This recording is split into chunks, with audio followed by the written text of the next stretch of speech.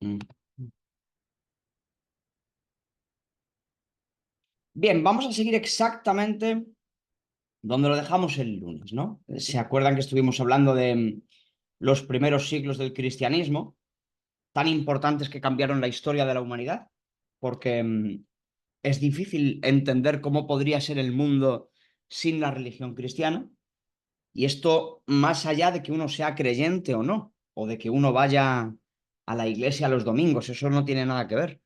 El tema es cuando uno estudia la historia, tiene que entender cómo fueron las cosas, ¿no? Más allá de lo que a nosotros nos guste o nos deje de gustar. El hecho incontestable es que el cristianismo transformó la historia de la humanidad. Es una religión que empezó siendo muy chiquitita, como comentábamos el otro día, el lunes, y terminó convirtiéndose en la religión del imperio, ¿no? Ya lo estuvimos viendo el otro día.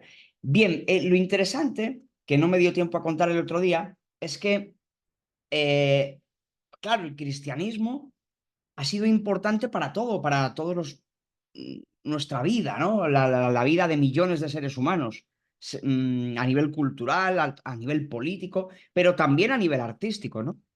Ustedes entenderán perfectamente que es incomprensible cómo sería la historia del arte sin el cristianismo. La religión cristiana influyó en todos los ámbitos de la vida, también en el arte, ¿no? Pero las primeritas formas de arte es lo que los historiadores llaman arte paleocristiano, ¿no? Eso de paleo quiere decir como lo más antiguo. ¿Y eso cuándo sucedió? En las catacumbas, en las famosas catacumbas. ¿Qué son las catacumbas? Que ustedes seguro que lo conocen. Son, claro, lo que estuvimos comentando el lunes anterior, ¿no?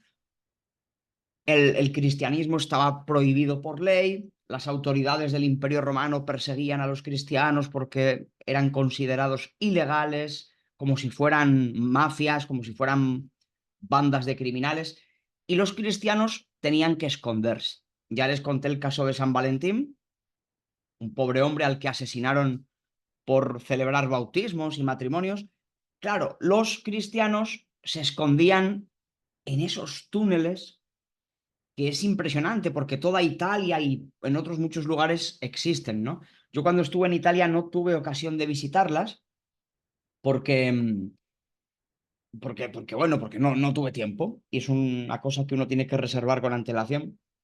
Esos cristianos hace 2000 años se escondían, se tenían que esconder para celebrar todos los ritos de la vida, desde el bautismo al matrimonio al funeral, ¿no? De hecho, muchas de estas catacumbas, como ven ahí, son tumbas. Son tumbas. Ahí enterraban a sus muertos. Como estaba prohibido celebrar cualquier ritual cristiano, se tenían que esconder, pues eso, como si fueran delincuentes. Entonces, en estas catacumbas se encuentran se han encontrado a lo largo de la historia muchos cuerpos enterrados, tumbas que se hacían en la clandestinidad. Pero aquí en estos túneles oscuros no solo había tumbas, también se metían aquí los pobres cristianos a celebrar bautismos y cualquier tipo de ceremonia, ¿no? Eh, claro, ustedes tienen que imaginar que hoy en día si uno visita las catacumbas, como esta que ven esta es la catacumba de San Calixto en Roma, pero hay muchas, no solo en Roma, por muchos lugares. De hecho, todavía seguro que hay un montón de catacumbas que no se han descubierto. Cada cierto tiempo los investigadores, los arqueólogos encuentran nuevas catacumbas, ¿no? Bueno, Italia es una cosa tremenda, incluso hay gente que tiene una casita en un pueblo, en una ciudad, y va a hacer algún tipo de obra en su vivienda, qué sé yo, pues para construirse una bodega, un sótano, cualquier cosa, hacen obras, excavan y encuentran cosas, encuentran vasijas o encuentran una tumba o encuentran incluso una catacumba. Igual, tal vez hay muchas personas que viven encima de una catacumba y no lo saben, lo cual es un poco siniestro, ¿no? Quizás has estado toda tu vida durmiendo encima de una tumba. Quizás muchos italianos han estado toda su vida ahí en su casita, en su camita, y debajo de su casa 5, 6 o 7 metros por debajo, resulta que hay una catacumba que nunca se descubrió y hay unas tumbas que llevan ahí 1800 años, de aquellos cristianos de los siglos I y II que se escondían, ¿no? Entonces es interesantísimo, ¿no? Yo en otra vida también querría ser arqueólogo y descubrir este tipo de cosas. Bueno, lo interesante es que aquí no solo había tumbas y ahí ven otra, por ejemplo, sino que las primeras manifestaciones pictóricas del arte cristiano se celebran aquí. Como ven, este fresco, esas en Nápoles, en el sur de Italia, es interesantísimo porque estos pobres cristianos que estaban muertos de miedo, que se tenían que esconder como si fueran delincuentes, que estaban ahí pendientes de que la policía no les cayese encima por celebrar un bautismo, tal, se metían en esos túneles, claro. Tengan en cuenta que hoy en día tenemos luz eléctrica. Cuando estas catacumbas que están abiertas, algunas, otras no están abiertas, a los turistas tienen luz eléctrica, pero aquellos cristianos no tenían luz eléctrica. Tenían que entrar ahí en la oscuridad con sus antorchas, una cosa tremenda, ¿no? Y muertos de miedo allí, bueno. Y pues aquellos cristianos, a pesar de ese miedo, tuvieron la sensibilidad artística o la sensibilidad estética de plasmar en las paredes de estas catacumbas las primeras manifestaciones de arte cristiano, ¿no? Ahí podemos ver, hay muchas, ¿no? Fíjense esta, qué bonita. Claro, a nivel técnico nos pueden parecer representaciones muy toscas, pero claro, uno tiene que entender que esto se hizo hace 1800 años en unas condiciones de oscuridad, de miedo, y a pesar de esa oscuridad y ese miedo, plasmaron por primera vez a Jesús, a María, a los apóstoles, etcétera, ¿no? Fíjense esta. Esta está especialmente deteriorada.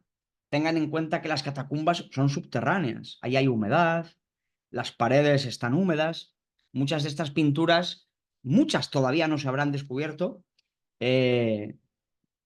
¿Cuántos secretos habrá escondidos todavía? Está muy deteriorada, pero se aprecia que es la última cena. Y esto es súper interesante porque la última cena es uno de los momentos más dramáticos del cristianismo. Jesús ya sabe que lo van a detener y que lo van a matar. Bueno, se reúne con sus fieles discípulos, la mítica última cena, ¿no? Que tantas veces luego ha sido representada en la historia del arte, hasta Leonardo da Vinci. Pero claro, lo interesante de esto es que esta que están viendo en la diapositiva es la más antigua que se conserva. Tiene un valor histórico increíble. Quizás hay otra más antigua que no se ha descubierto, pero de lo que conocemos hasta el día de hoy, esta es la representación plástica, pictórica, artística, la representación más antigua de la última cena. Y se hizo en una catacumba, ahí, en la oscuridad. Hubo alguien, algún cristiano, que tuvo esa sensibilidad estética para plasmar esto, ¿no? Entonces es interesantísimo ver que estas son las primeritas manifestaciones artísticas del arte religioso cristiano, cuando estaban aquellos pobres cristianos en la clandestinidad. Luego ya dijimos el otro día que la cosa cambió, ¿no? Fueron pasando los siglos y llegamos a lo que los historiadores llaman Edad Media, que es una cosa un poco extraña porque, claro, es como se inventaron este nombre.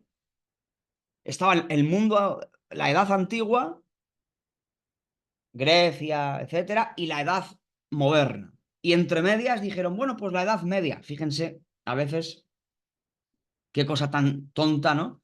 Porque realmente esto que se llama Edad Media son un montón de siglos. Son 800, 900, 1000 años, ¿no? Y los historiadores lo llamaron Edad Media. Bueno, para distinguirlo de la Edad Antigua y de la Edad Moderna. La Edad Media es ese periodo en el que, bueno, ya dijimos el otro día que el cristianismo se convirtió en la religión oficial del imperio. Claro, esto que les acabo de contar de las catacumbas es del siglo I, del siglo II, incluso del siglo III, cuando los cristianos se tenían que esconder. Pero ya les conté el lunes pasado cómo en cierto momento, en el siglo IV, el cristianismo es legalizado, más aún, se convierte en la religión obligatoria y oficial del Imperio Romano. Esa expresión que usamos en España a nivel popular es le dimos la vuelta a la tortilla. Se dio la vuelta a la tortilla. Los cristianos, que, vuelvo a repetirlo, los siglos I, II y III después de Cristo, desde que asesinan a Jesús en la cruz, los 300 siguientes años, ser cristiano era una mala idea. O ser cristiano era peligroso, te podían matar. Se tenían que esconder, las catacumbas, esas primeras formas de arte que hemos visto, pero llegados al siglo IV se le dio la vuelta a la tortilla, por decirlo con esta expresión tan popular. Se le dio la vuelta a la tortilla, porque de repente, fíjense cómo es la historia, fueron pasando los siglos y el cristianismo se convirtió en el poder. Es increíble cómo en la historia las cosas cambian, cambian de manera radical. A esos pobres cristianos del siglo I los perseguían, los mataban, los encarcelaban, los metían presos, y luego de repente en el siglo IV, el siglo V, se ha dado la vuelta. Ahora los cristianos tienen el control. El cristianismo se ha convertido en una religión poderosa, surge la Iglesia católica, y entramos en lo que se llama la Edad Media. Y esta Edad Media, que ya digo, es una forma un poco tonta de llamar a un periodo demasiado largo, porque la Edad Media empieza en el siglo V, siglo VI, siglo VII, siglo VIII, siglo IX, siglo X, siglo XI, siglo XII y siglo XIII. ¿Se dan cuenta? Del 5 al 13, 800 años. 800 años. Y a esos 800 años lo llaman Edad Media. Bueno, no tenían otro nombre mejor que poner. Estos siglos son los siglos en los que el cristianismo se convirtió en una todopoderosa religión. Surgió la Iglesia Católica se convirtió en un poder político, cultural tremendo, para bien y para mal, porque la Iglesia Católica es una institución interesantísima que ha sobrevivido 2000 años y, y que ha tenido periodos más oscuros, más luminosos, que ha hecho cosas malas en el nombre de Jesús, pero también ha hecho muchas cosas buenas. La Iglesia Católica es la historia de nuestra civilización. Hoy en día hay otros cristianos que no son católicos, evangélicos, etcétera, pero la Iglesia Católica es la que durante muchos cientos de años ha dominado el cristianismo, ¿no?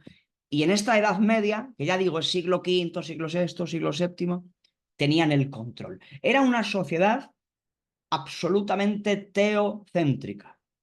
Acuérdense que la cultura griega era antropocéntrica. Aquí no.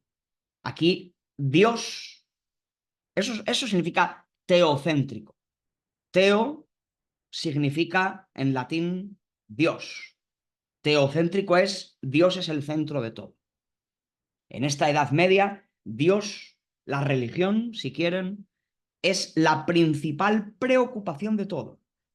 Toda la vida social gira en torno a la religión, toda la vida cultural gira en torno a la religión, toda la vida artística gira en torno a la religión, religión, religión, religión, religión, Dios, Dios, Dios, Dios.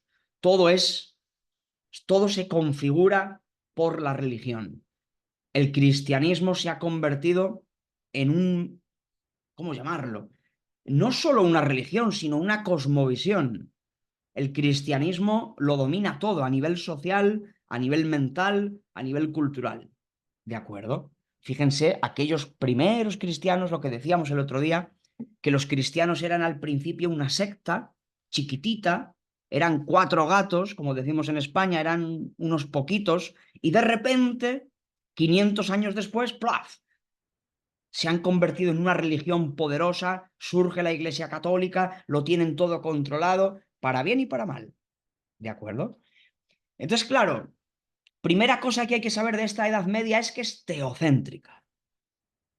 Dios es la principal preocupación de todo. La fe, la religión, el dogma religioso, todo gira en torno a eso. ¿De acuerdo? Aquí empiezan a surgir filósofos cristianos. Hay muchos, hay muchos. Están los famosos padres de la Iglesia, que son filósofos, que configuran el pensamiento cristiano, pero yo, por mencionarles al menos a uno, diría que es San Agustín. Si hubiese que decir, hay muchos, ¿eh? Hay muchos porque el cristianismo es una doctrina religiosa que también es filosófica, súper compleja, pero yo diría que si hubiese que decir cuál es el filósofo, ¿eh? Filósofo, un pensador, ¿cuál es el filósofo más importante de estos siglos? San Agustín. San Agustín, que lógicamente no era santo al principio, él se llamaba Agustín de Hipona, ahí ven, él es desde el siglo V, ya hemos avanzado, ya estamos en el siglo V después de Cristo. Y en este siglo V, como les digo, el cristianismo ya se ha expandido por el mundo, por Europa, por lo menos, por Europa. Fuera de Europa no ha llegado todavía. Pero en Europa ya todos se han hecho cristianos, la Iglesia Católica lo domina todo y surgen ya filósofos cristianos. San Agustín es el más importante. Aquí ven un libro que yo leí hace ya muchos años. Él escribió varios, La ciudad de Dios, un libro súper interesante de filosofía cristiana. Ahora les digo un poquito en qué consiste.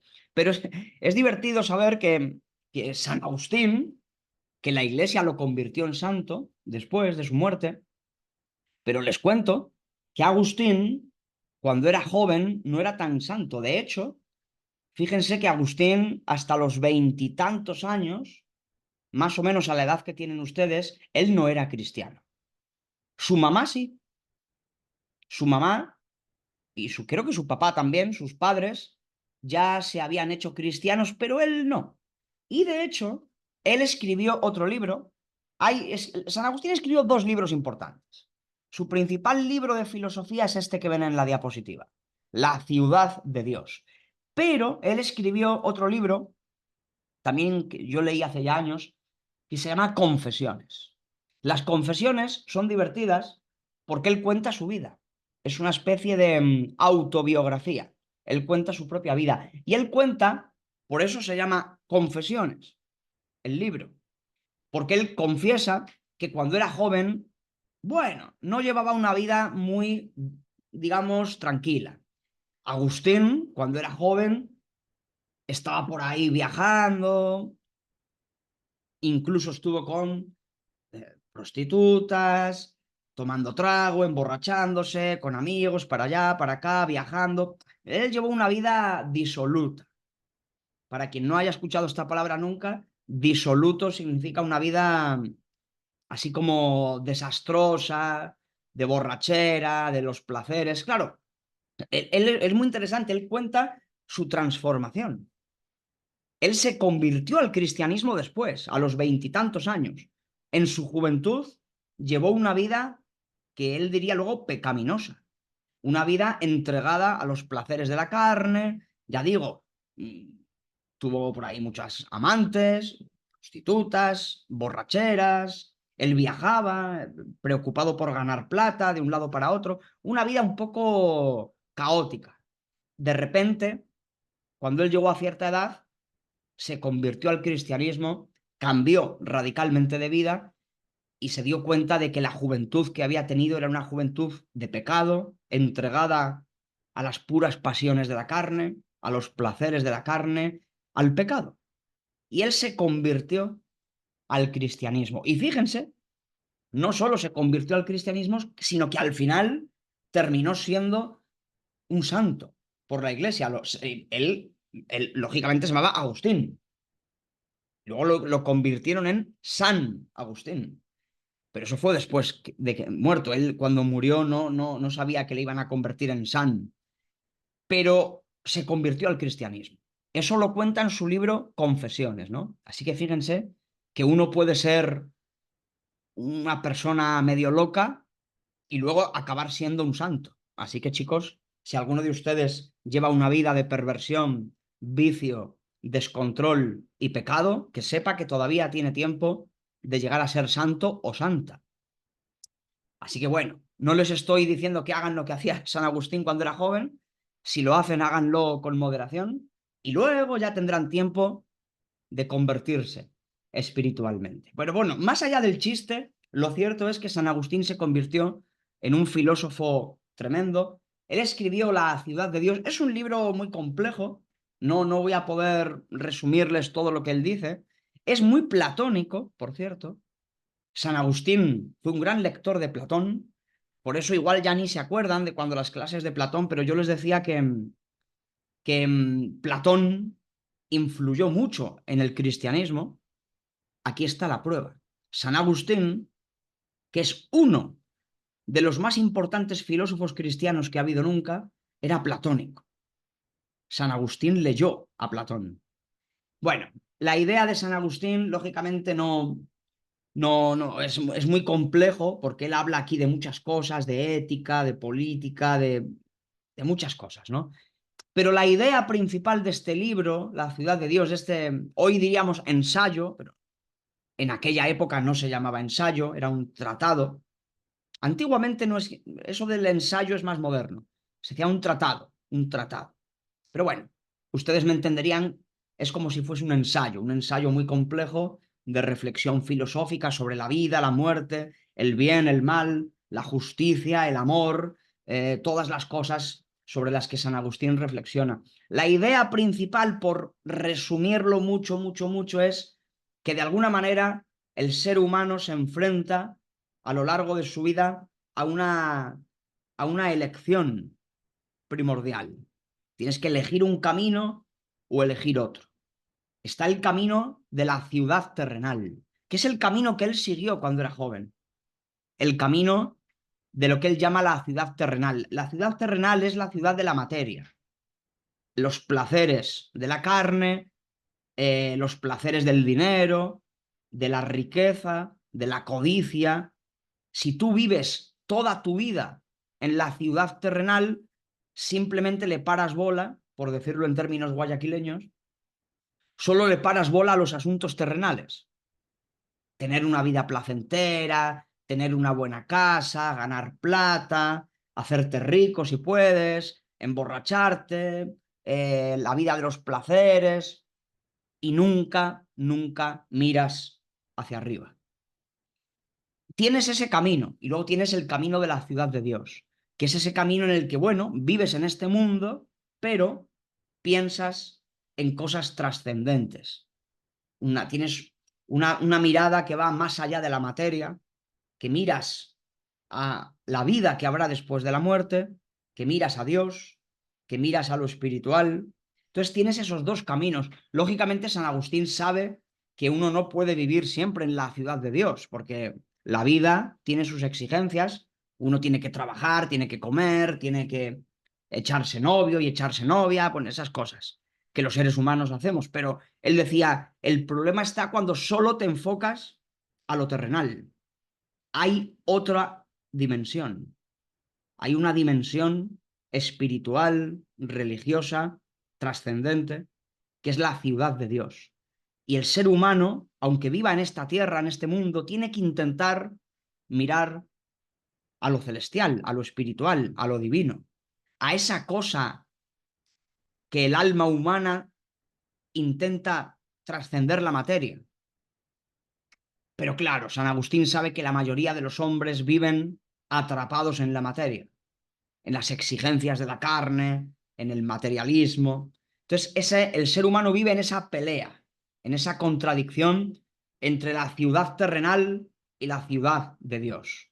Él, cuando era joven, vivió entregado a los placeres de la ciudad terrenal, pero se dio cuenta de que el ser humano necesita trascender y poner sus ojos del alma, en otro lugar que tiene que ver con Dios. Bueno, esto lo he resumido mucho, simplemente para que al menos ustedes tengan una idea de que en esta Edad Media, en el que el cristianismo se hace dominante, en esta sociedad teocéntrica, Pues uno de sus filósofos más representativos es San Agustín, ¿de acuerdo? Y bueno, por aquí yo les pasaré estas diapositivas, pero claro, ¿qué decir del arte? El arte en la Edad Media, lógicamente, es un arte enfocado plenamente a lo religioso, plenamente. Los artistas, ya sea los arquitectos, los escultores, los pintores, lo enfocan todo a la religión. No hay otro tema. A nivel temático, en esta cosa que se llama Edad Media, que son todos estos siglos que les estoy contando, es que los artistas cuando entran en su taller o cuando se ponen, es que lo único que sale de su cabeza es religión, religión y religión. Y hacen obras de arte hermosas, pero no hay otro tema. La religión lo domina todo, ¿no? Y entonces, bueno, fíjense, una de las cosas importantes es que en el arte cristiano medieval no hay un estilo naturalista. Fíjense, esta pintura de esta época, de la Edad Media, que se ve a la Virgen y al niño, fíjense que esto no tiene ya nada que ver con el mundo griego. El mundo griego había tenido una mirada naturalista, de ver el cuerpo humano en su belleza natural. Fíjense en esta obra, que es muy representativa de cómo era la pintura medieval. Sale la Virgen, sale el niño, pero aquí el cuerpo humano no es representado de una manera como hacían los griegos, que era una representación supernatural, incluso se exaltaba la belleza del cuerpo humano. Los griegos no tenían ningún tipo de vergüenza en mostrar la belleza humana, tanto masculina como femenina, en todo su esplendor, pero aquí no. Aquí sale la Virgen María, se le ve la manita, se le ve el rostro, se ve al niño Jesús, los angelitos por allí detrás, sentadita en una silla, pero si se dan cuenta, esta pintura no tiene una fuerza naturalista. Uno, cuando ve esta pintura medieval, Edad Media, medieval, cuando uno ve una pintura como esta, no se fija en la belleza del cuerpo, porque la belleza del cuerpo ni aparece. Es que fíjense, a la Virgen María se le ve un poquito el rostro, la mano. Aquí no hay belleza del cuerpo. Lo que hay es un poder simbólico. Esta pintura está pensada no para reflejar la belleza corporal del ser humano. Eso lo hacían los griegos. Los griegos eran otra cosa en este sentido. Aquí lo interesante es el simbolismo. Es María, la Madre de Dios, es Jesús, Dios hecho carne, el Hijo de Dios, lo que ustedes quieran. Es el simbolismo religioso. Por resumirlo, la pintura aquí en la Edad Media, lo importante es el simbolismo de tipo espiritual religioso. Aquí la belleza del cuerpo humano desaparece. Y esto tiene que ver con la filosofía cristiana predominante en esa época. Que aquí lo importante es la espiritualidad, la religiosidad, la creencia en el más allá, en Dios, etc. La belleza del cuerpo humano es una cosa terrenal y aquí, como ven ustedes, está fuera. Claro, esto si lo comparamos, fíjense, para hacer la comparativa, para que vean cómo cambia el mundo. Una pintura medieval, una escultura griega. Fíjense, esta Afrodita que había hecho el escultor griego Praxísteles en el año 360 antes de Cristo. Claro, una escultura como esta que ven en pantalla hubiera sido imposible en la Edad Media. O sea, imposible, imposible. Esto, o sea, sería un pecado. En la Edad Media cristiana hubiera sido absolutamente imposible que un artista hiciera una escultura como esta de Afrodita. ¿Por qué? Por varios motivos. Primero, porque Afrodita es una diosa pagana. Esta palabrita, pagano, en este mundo cristiano se empezó a usar como un insulto. ¿Lo pagano qué es? Lo pagano es lo que había antes de Cristo. Esos dioses antiguos. O sea, pagano era algo como, era casi un insulto. Los paganos eran los que no eran cristianos, o lo que había antes del cristianismo. Aquel mundo pagano que todavía no conocía al verdadero Dios, aquel mundo que estaba todavía antes del cristianismo. Era una cosa, un insulto, pagano. Bueno, pues claro, Afrodita, para los cristianos de la Edad Media, Afrodita era una cosa terrible, era una diosa, mujer, además, una diosa pagana. Peor aún, Afrodita era la diosa del amor, pero del amor también sensual. Era una diosa erótica, una diosa del placer, de los placeres del amor. Afrodita no era solo el amor espiritual, era también el amor carnal. Era una diosa que tenía un componente erótico vinculado al sexo, al placer de la carne. Entonces, claro, esta obra de arte hubiera sido totalmente imposible. Pero quiero ponerlo para que vean el contraste. Como aquí, estos griegos del mundo antiguo, como Praxísteles, no tenían problema en representar desnuda, además, desnuda a una diosa, con sus atributos sexuales explícitamente, o sea, a la luz del sol, sin problema, exhibir y mostrar la belleza del cuerpo humano sin problema. Entonces, fíjense el contraste. En la Edad Media, yo creo que ni siquiera un artista hubiera tenido la intención de hacer esto, pero es que aunque hubiese querido, no hubiera podido hacerlo. Lo meten a la cárcel, vamos. Si en pleno siglo V, sexto, ya con la Iglesia Católica dominando la cultura, un artista hubiera querido hacer esto, lo hubieran metido preso. En plan, estás loco, eso es un pecado. Afrodita, una diosa pagana del sexo, del placer, desnuda. Terrible. Eso para los cristianos de aquella época era inconcebible. Y aquí ven, sin embargo, una pintura de la Edad Media donde... Pero quiero que vean cómo cambia la visión del cuerpo. Aquí el cuerpo humano es exaltado en su belleza.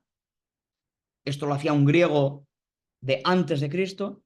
Y como aquí el cuerpo humano pierde protagonismo y lo protagonista es simplemente el simbolismo. María, la madre de Dios, la madre del Hijo de Dios, el simbolismo espiritual. Un tremendo contraste, ¿no? Sí es verdad que esto que les estoy diciendo es para los primeros siglos, porque luego es verdad que en el Renacimiento, ya lo veremos, no me quiero anticipar, ya lo veremos en el Renacimiento la cosa cambió y de repente a los cristianos ya no les importó representar a las diosas y a los dioses antiguos, ¿vale? Lo maravilloso del Renacimiento es que se mezclaron ambas cosas. Ya lo veremos, no me quiero anticipar, pero ya que les he contado esta vaina, vean que esto no siempre fue así. En la Edad Media, sí. En la Edad Media, Afrodita hubiera sido imposible. Pero cuando llegó el Renacimiento más adelante, lo interesante del Renacimiento es que ahí sí hubo la mezcla de el mundo pagano y el mundo cristiano. Ya lo veremos. Pero aquí no. Aquí estamos en plena Edad Media y esta obra hubiera sido impensable. Bueno, la arquitectura fue maravillosa, ¿no? También. Esto lo pueden ver en, en, en en las diapositivas que les pasaré. Claro, a nivel arquitectónico, ¿cuál fue la arquitectura medieval? Bueno, el arte románico, al principio. Cuidado aquí, no confundir románico con romántico. Ya hablaremos del romanticismo en otra clase. Importantísimo el romanticismo. Pero eso es mucho después. Que claro, es una sola letra. Si se fijan, románico, romántico. Pero una letra cambia todo. Los románticos, con la letra T, romántico, eso surgirá en el siglo XIX. Ya le prestaremos atención porque el romanticismo es un movimiento importantísimo a nivel cultural, artístico, filosófico. Pero aquí no, esto es románico, románico. Esto es la arquitectura, por ejemplo, esta iglesia es de estilo románico, esta otra, son iglesias de la Edad Media, ¿no? Maravillosas. Fíjense esta. Esta está en España, ahí en medio de la montaña. Fíjese, esta iglesia es del siglo XII. XII. Es decir, lleva 800 años ahí. Se dice pronto, ¿eh? Es increíble cuando uno ve este tipo de iglesias perdidas en un pueblecito por ahí. Las hay por toda Europa, les he puesto un ejemplo de España, pero bueno. Esta creo que está en Cataluña, Cataluña, región española, provincia española, Cataluña, que nadie se equivoque, porque Cataluña es España. Bueno, esta iglesia española es increíble. Uno lo puede ver y decir, coño, es increíble que esto lleve 800 años. 800 años. ¿Cuántas cosas han pasado en 800 años? Y esta iglesia estaba ya construida. Esto del paso del tiempo, yo creo que muchas veces no lo pensamos bien, chicos. Es alucinante. Tú te paras delante de esta iglesia, la contemplas, es hermosa, una belleza. Aquí dan ganas de hacerse monje y vivir ahí, o sea, es una maravilla, ¿no? Yo me iría a vivir ahí, a escribir, yo qué sé, y me haría sacerdote al final, no sé. Porque es una belleza mística, es preciosa. Pero lo interesante es pensar en el paso del tiempo. Que un ser humano vive, si Dios nos da salud, como se suele decir, 80 años, ojalá que lleguemos a los 90, a los 100, pero como mucho a los 100, a los 90. Es decir, una vida humana, 90 años, si Dios quiere, y uno se pone a ver una iglesia como esta y dice, joder, lleva 800 años en pie. ¿Cuántas vidas humanas han pasado por aquí? ¿Cuántas historias han sucedido? Es increíble ver este tipo de iglesias, ¿no? Estilo románico. Maravilloso, maravilloso. Y importantísimo. En esta época, llamada Edad Media, es la época de los monasterios. ¿Qué son los monasterios? Son, por ejemplo, son estos lugares, fíjense qué hermosos, ¿no? Este es en otro monasterio que está en España también, pero hay muchos por toda Europa. En estos monasterios se encerraban los monjes. Son lugares muy interesantes a nivel arquitectónico. Los monjes se metían aquí toda su vida a hacer una vida religiosa, pero además de hacer una vida religiosa dedicada a rezar, a hacer penitencia, bueno, una vida religiosa, ellos vivían ahí, tenían su huerto, cultivaban sus productos para comer. Iba a decir cultivaban la papa no, porque la papa es un producto americano. En esta época, los europeos todavía no habían llegado a América, por lo tanto, en esta época no había papas en Europa. Buena pregunta. Claro, realmente no. Es bien curioso que se le llame arte románico porque no tiene que ver con Roma. Roma había caído hacía ya mucho tiempo, ¿no? Por lo menos no tiene que ver a nivel arquitectónico. Quizás este arte empezó a surgir en Italia y se le llamó románico, pero realmente no tiene nada que ver con Roma. Esto es otro mundo ya. Entonces, la verdad que siempre me generó esa duda. ¿Por qué se le llamó arte románico? Tal vez, tal vez porque, bueno, en esta época el idioma que se hablaba en Europa era el latín. ¿Vale? En esta época que estamos hablando, Edad Media, todavía no se hablaba español, francés, italiano. Todos esos idiomas surgieron después. En Europa se hablaba una única lengua que era el latín, y el latín viene de Roma. Es probable que sea por eso, ¿no? Es la época románica por el latín. Ya digo, de hecho, los idiomas que hoy conocemos como español, francés, portugués, italiano, proceden del latín. Hubo un momento que el latín se dividió en diferentes idiomas. Y uno surgió el italiano, otro surgió el español, el francés, el portugués. Pero en esta época, todos los europeos hablaban un único idioma que era el latín. El latín, ¿no? Y tal vez por ahí viene porque el latín procede de Italia. Bueno, ¿qué sucedía en estos monasterios? Aparte de que los monjes se encerraban ahí a tener una vida religiosa, lo interesante es que estos lugares eran un centro de conocimiento, porque las bibliotecas estaban aquí. Estos monjes de la Edad Media hicieron un trabajo increíble. Estos monasterios, por cierto, pertenecían a la Iglesia Católica. Y aquí, gracias a estos monjes, conservamos toda la sabiduría del mundo antiguo, porque en estos monasterios estaban guardados todos los libros de los filósofos, de los médicos, de los matemáticos, todo el conocimiento de matemáticas, astronomía, medicina, filosofía, estaba custodiado aquí. Eran como si fueran centros culturales. En aquella época no se llamaba así, centro cultural, pero sí bibliotecas.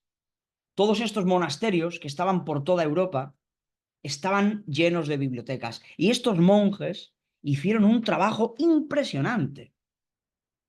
¿Por qué? Porque no había imprenta. Saben que la imprenta se empezó a utilizar mucho después. La única manera de transmitir los libros era copiarlos. Ustedes imaginen qué tremendo trabajazo era para que los libros no se perdiesen y se pudieran transmitir de generación en generación. Había que copiarlos porque los libros al final se deterioraban por la humedad, porque las páginas de los libros se empiezan a deteriorar. Yo tengo por aquí un libro de hace 100 años, lo tengo así, lo tengo aquí envoltito. Este es un libro que compré, no lo voy a abrir porque está muy delicadito, lo compré en Buenos Aires, en Argentina, y es un libro solo que se publicó hace 100 años. Me costó caro, no recuerdo el precio, pero me costó caro. Lo encontré en una biblioteca de Buenos Aires, en una librería de libros antiguos de Buenos Aires. Maravillosa ciudad, ¿no? O sea, les cuento esto porque los libros se estropean con el paso del tiempo. Y estos monjes locos, religiosos, que estaban toda su vida, hacían los votos de castidad, los votos de pobreza. Ellos se metían ahí y ya no conocían a ninguna mujer el resto de su vida, morían, o sea, era una vida dedicada a la espiritualidad. Se encerraban toda su vida ahí dentro. A ver, algunos monjes salían por ahí de vez en cuando a hacer compras para el pero era una vida de encierro. Estaban encerrados. Fíjense que sus habitaciones se llamaban celdas. Celdas, como las de las cárceles. De hecho, las celdas de las cárceles se llaman así por las celdas de los monjes. Vivían en unas habitaciones muy humildes, muy austeras, muy incómodas. O sea, no vivían con comodidad. Esto no era un hotel lleno de comodidades, no, vivían en unas habitaciones chiquititas, incómodas, frías, porque su vida era dedicada a la espiritualidad. También hacían una vida un poco de campesinos también, cultivaban la tierra, bueno. Pero lo que nos interesa a nosotros es el trabajo que hicieron de conservar los conocimientos. O sea, en estos monasterios, que ya digo, hubo muchísimos monasterios por todas partes, custodiaron el saber. Y gracias a ellos es que ha llegado hasta nosotros miles y miles de libros de los siglos antiguos, que si no se hubiesen perdido para siempre. Hoy en día es muy fácil sacar una copia. Vas a una imprenta, ¡plaf! Imprimes, copias, y cuando se inventó la imprenta en el siglo XV, a partir de ahí era mucho más fácil multiplicar los libros. Pero claro, aquí estamos en el siglo IX, siglo X, siglo XI, había que hacerlo a mano. Entonces, estos señores, aparte de estar todo el día pensando en la religión y tal, y rezar, y la ceremonia, las misas, hacían una labor intelectual, cultural importantísima. Copiaron a mano, con paciencia, miles de libros, los conservaron, los guardaron en sus bibliotecas y gracias a ellos llegaron hasta nosotros. Por ejemplo, los filósofos antiguos, Aristóteles, Platón, todo eso llegó gracias a los monjes. Entonces, claro, esta era una sociedad muy dura. Tengan en cuenta que en esta sociedad de la Edad Media era una sociedad donde la mayoría de la población era analfabeta, eran campesinos que no sabían leer ni escribir. que los pobrecitos estaban trabajando todo el santo. O sea, era un mundo muy terrible. Era un mundo muy terrible, dominado por los príncipes, por los poderes, pero la mayoría del pueblo vivía en la miseria. Era una época en la que había muchas enfermedades, los campesinos tenían una vida durísima, trabajaban desde las 4 de la mañana hasta las 4 de la tarde y, o sea, la mayoría de la población en esta época no sabía ni leer ni escribir. Eran analfabetos. Y era una vida muy dura, era una sociedad muy jerárquica. La Iglesia Católica tenía un control de la sociedad a nivel cultural, a nivel religioso, a nivel político, y luego los gobernantes eran príncipes, duques, que vivían en sus palacios, pero el resto de la población vivía en la miseria. ¿De acuerdo? Entonces, claro, los monjes eran, en aquella época, las familias humildes, incluso fíjense cómo es la vida, en aquella época ser monje era un privilegio. Una familia de campesinos humildes, pobres, soñaban con que su hija entrase a un convento de monjas y que su hijo entrase a un convento de monjes, porque gracias a eso ellos tendrían una mejor vida. Una monja en un convento y un monje en un convento, en un monasterio como este, pues bueno, por lo menos aprendían a leer, aprendían a escribir y tendrían garantizada una vida un poquito más, bueno, no iban a pasar hambre, porque ahí dentro los monjes comían, tenían su huerto, se alimentaban bien, tenían biblioteca, podían... O sea, en aquella época ser monje era una aspiración social. Una familia de campesinos que trabajaban en una aldea y vivían en una pobreza tremenda, soñaban con que ojalá algún día mi hijo pudiera ser monje, porque eso significaría que mi hijo tendría un nivel de vida más alto, tendría un nivel de vida culto, mi hijo estudiaría. En aquella época era un privilegio. Hoy en día estamos acostumbrados a que todos tenemos derecho a estudiar en nuestros países. O sea, el sistema educativo podrá ser peor o mejor, pero hoy en día en Ecuador, en España, todos los niños van a la escuela, todos los niños aprenden a leer, a escribir, casi todo el mundo que quiera pueda estudiar en la universidad. En aquella época no. El 95% de la población se pasaba su vida entera sin ver un libro. La mayoría de la gente ni siquiera había visto un libro. O sea, esto que yo estoy tocando con la mano, este objeto, que ni sabían lo que era. Ya no digo que supieran leer o escribir, que ni de broma. Es que ni siquiera habían visto un libro. ¿Un libro eso qué es? ¿Qué es un libro? ¿De qué me hablas? Yo no sé qué es esa cosa. ¿Qué es un libro? ¿Se dan cuenta? Eso era un privilegio. Casi nadie podía hacerlo. Entonces, ser monje o ser monja era por lo menos tener una vida un poquito más amable y era un mundo muy duro. Y alguien diría que la Iglesia Católica era tremenda porque la gente estaba en la pobreza y ellos vivían. Bueno, sí, se le puede hacer una crítica a la Iglesia Católica de que en aquellos siglos los curas, los obispos vivían cómodamente también en sus conventos, en sus iglesias, mientras que el pueblo campesino se moría de hambre. Bueno, eran otros tiempos, qué sé yo. Afortunadamente hoy en día, bueno, aquí, si es que no, si es que hoy en día sigue habiendo pobreza, es que yo les cuento que cada día, o sea, ¿cómo decirles? Normalmente nos creemos que somos muy listos nosotros, los hombres del presente y las mujeres del presente, ¿no? Siempre que estudiamos épocas antiguas, nos creemos mejor que ellos. En plan, ay, fíjense, aquella gente del siglo X, cómo vivía. Digo, bueno, ¿y nosotros qué? ¿Nosotros qué? Que estamos en el siglo XXI, tenemos tecnología, tenemos internet, tenemos satélites, tenemos aviones, tenemos antibióticos, tenemos hospital, ¿y qué? Si hay millones de seres humanos que todavía hoy se mueren de hambre, aquí mismo en Ecuador hay una pobreza tremenda. Entonces, ¿por qué nos vamos a creer nosotros mejores que aquellos hombres del siglo XII? En aquella época tenían sus miserias, pero es que nosotros también tenemos nuestras miserias. Incluso nosotros somos más destructivos porque tenemos mejor tecnología. Entonces, hoy en día podemos tirar una bomba atómica y matar a 1 millón de personas, mientras que en el siglo XII no podían hacer eso. Entonces, les digo esto para que no tengamos la tentación de creernos mejor que los demás. De que nosotros, oh, qué guay, porque yo como tengo un smartphone, me creo un ser humano prodigioso y todos los hombres del pasado eran unos tontos y yo soy muy listo. No, tú eres un idiota con un smartphone.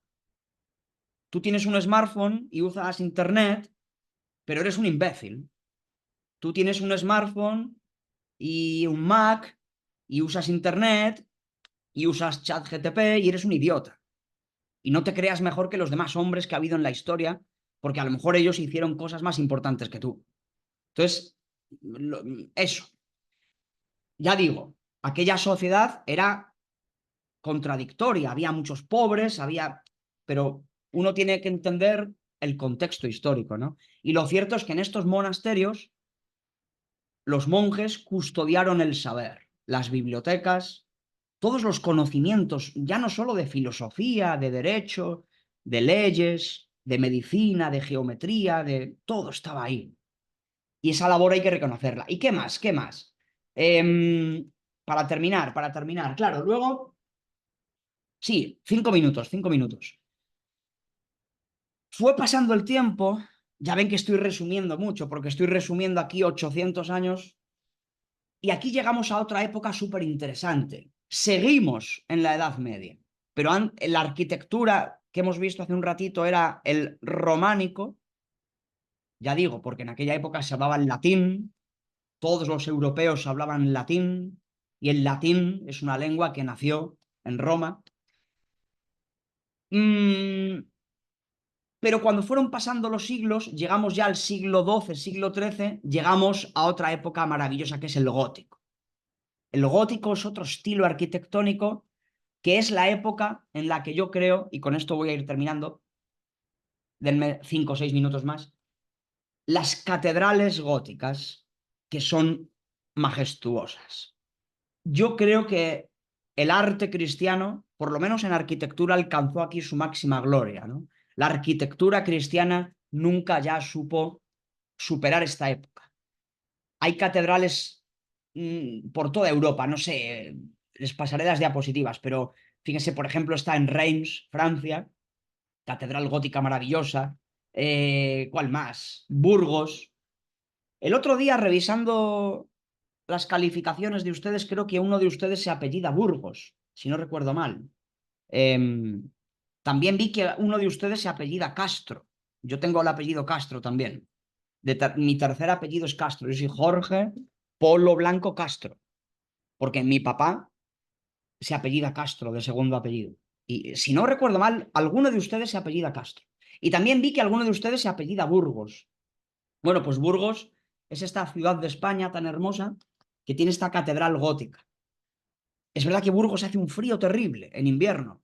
Si algún día viajan a España, no vayan a Burgos en diciembre o enero, que se van a morir de frío. Pero la catedral de Burgos, y esta foto no le hace justicia, hay fotos más impactantes, es una catedral gótica. O esta, de Milán, la catedral de Milán, puro gótico, ¿no? Esta de Colonia, en Alemania. Como ven, el gótico fue ese momento ya del siglo XII, siglo XIII, donde los cristianos empiezan a construir las gigantescas catedrales que de alguna manera buscan la verticalidad. Tengan en cuenta algo.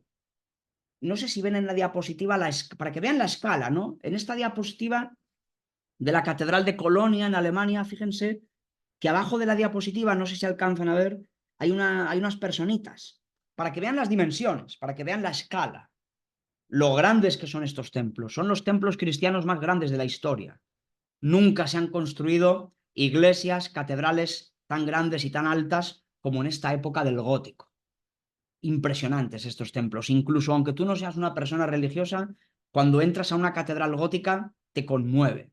Es impresionante. Son altísimas. Hoy en día, visualmente, estamos acostumbrados a ver rascacielos, ¿vale?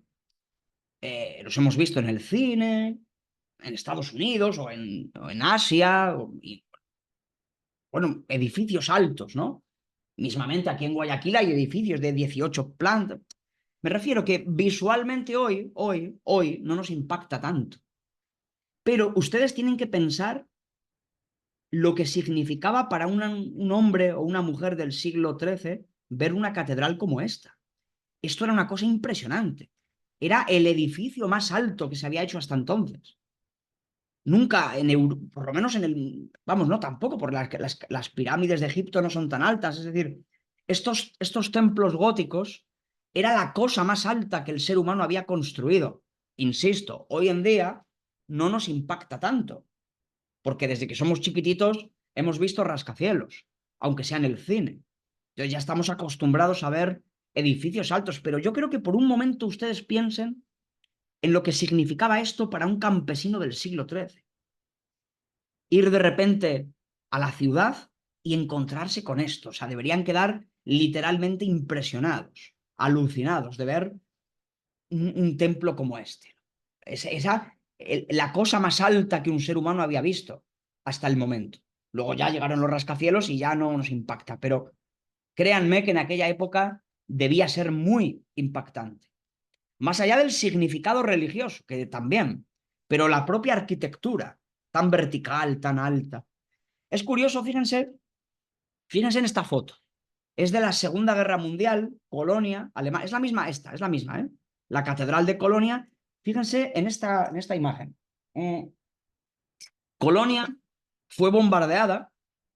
Claro, ahí estaban los nazis, Alemania, y los aliados, Inglaterra, Estados Unidos, bombardearon Colonia, ¿no? Destruyeron la ciudad. Pero fíjense qué curioso, fíjense que si se fijan en el río, el puente está destruido, prácticamente todas las casas están hechas mierda por las bombas, y sin embargo la catedral permaneció en pie. Yo siempre que he visto esta foto me he preguntado, coño, ¿será que los pilotos de guerra norteamericanos o ingleses habían estudiado historia del arte y dijeron, no tiren bombas a la catedral gótica, que es hermosa, vamos a destruirlo todo, menos la catedral gótica? Yo no lo sé, ¿eh? Tal vez sí, tal vez los mandos militares de aliados dijeron, oye, vamos a bombardear Colonia, pero por Dios, no destruyan la catedral gótica. Eso o fue pura casualidad, porque me parece una cosa súper extraña que si ustedes ven la imagen, toda la ciudad está hecha mierda. Todas las casas están destruidas por las bombas. No todas, pero prácticamente todas. Sin embargo, a la catedral nunca le cayó una bomba. Es increíble y por eso tenemos la hermosa catedral gótica. Gracias a Dios, ¿no? Las catedrales góticas, por cierto, se caracterizan por esto también. Estas vidrieras policromadas impresionantes. Ya digo, cuando uno entra en una catedral gótica, de verdad que le entra una espiritualidad. Aunque uno no sea religioso, yo he tenido esa experiencia en alguna catedral gótica y de repente digo, coño, ¿qué me pasa? Es que es una arquitectura espiritual, es una arquitectura que está diseñada para conmoverte. Y aunque no seas creyente, te conmueve. Pues imaginen ustedes a las personas de aquella época que todos eran creyentes, fervientes. Les emocionaba entrar aquí, era impresionante. Las catedrales góticas, que las hay por toda Europa también, son impresionantes. Por cierto, hay una, fíjense, aquí está de Ulm, en Alemania, Notre Dame de París es gótica. Ah, eso. Aquí en Ecuador, lógicamente, ya termino, ¿eh? Lógicamente, el gótico, evidentemente, cuando los españoles, cuando en Europa había gótico, aquí en América no había nada de esto, no había ni cristianismo ni había nada. Aquí estaban los incas y los cañaris y tal. Pero esta iglesia, que se hizo en Quito hace unos 100 años, es neogótica y es muy bonita, ¿eh? La Basílica del Voto Nacional en Quito, que imagino que la conocen, y si no, pidan a la rectora que nos invite a hacer un viaje cultural a Quito, es muy bonita. Es neogótica, porque no es un gótico, porque el gótico es del siglo XIII, y en el siglo XIII ni siquiera existía Quito, ni Ecuador. Pero los arquitectos quisieron hacer esta iglesia aquiteña con estilo gótico, neogótico, ¿no? Y es muy bonita. Entonces, fíjense que incluso en Ecuador tienen un ejemplo de lo que fue el gótico. Muy bonita esta iglesia. Y para terminar, sí les tengo que decir que la Edad Media también inventó algo importantísimo, que es la universidad. La universidad. Ya no solo los monasterios, sino que a partir de cierto momento surgen las universidades. Fíjense, la más antigua es esta de Oxford, Inglaterra, fundada en 1096, es decir, a finales del siglo XI. Fíjense qué maravilla, Oxford con todas sus facultades. Y la de Salamanca, en España. Si algún día van a España, visita obligatoria. 800 años han cumplido ya. 800 años tiene la Universidad de Salamanca. Entonces, fíjense, y termino con esto, lo prometo, que siempre se dice que la Edad Media fue una edad oscura porque, claro, predominaba la superstición, los campesinos eran todos analfabetos, eran incultos, era una época dominada por la religión y la Iglesia Católica era una cosa terrible porque los curas estaban ahí dominándolo todo. Bueno, sí, pero fíjense que la idea de universidad como concepto es un invento católico. Es la Iglesia Católica la que funda las primeras universidades, la de Oxford en Inglaterra, la de Salamanca en España. O sea, hoy que estamos tan acostumbrados a la Universidad de Guayaquil, la Universidad de Cuenca, la ESPOL, no sé qué, la idea de universidad como ese lugar, esa institución de estudios superiores, eso es un invento de la Iglesia Católica de la Edad Media. Por lo tanto, aquella época no era tan idiota como algunos dicen. Así como que aquí en aquella época todos eran imbéciles, porque todos estaban ahí. No, no, no eran imbéciles. ¿Cómo van a ser imbéciles si fueron los que hicieron Oxford, nada más y nada menos, o Salamanca, nada más y nada menos, y la Universidad de París, y la de Bolonia en Italia, la de Coimbra en Portugal? Todas las grandes universidades surgieron en esta época, siglo XIII, en la Edad Media. Y aquí se estudiaba medicina, filosofía, matemáticas, astronomía. Aquí estaban los sabios, los filósofos, los catedráticos, o sea, entonces hay que tener mucho cuidado porque muchas veces, ay, la Edad Media es una época tenebrosa, que estaban allí los curas. No, no, no, no, cuidado. Lo que les decía hace un momento, no nos creamos más listos que los hombres del pasado, porque los hombres del pasado construyeron estas universidades. Y la Iglesia Católica, que ha hecho cosas malas a lo largo de la historia, pues también ha hecho cosas buenas. Por ejemplo, inventar la idea de universidad. Entonces, la Iglesia Católica igual no siempre fue tan terrible como algunos dicen, porque la Iglesia Católica siempre tuvo esta cosa de la cultura, de los estudios, y fue la que inventó la idea de universidad que seguimos usando hoy. Han pasado 800 años y seguimos diciendo la Universidad de Cuenca, la Universidad de Quito, la Universidad de Bogotá, la Universidad de Nueva York. Pues fueron los católicos de aquella época los que construyeron estos impresionantes lugares de estudio, con las facultades. Es que ahí surgió todo. Facultad de Medicina, Facultad de Artes, Facultad, la Iglesia Católica. Y bueno, ha habido grandes científicos que eran sacerdotes. Copérnico, y ahí ya sí que concluyo, Copérnico, gran científico, matemático, astrónomo, Copérnico, era sacerdote. O sea que incluso dentro de la Iglesia Católica se ha hecho ciencia, claro.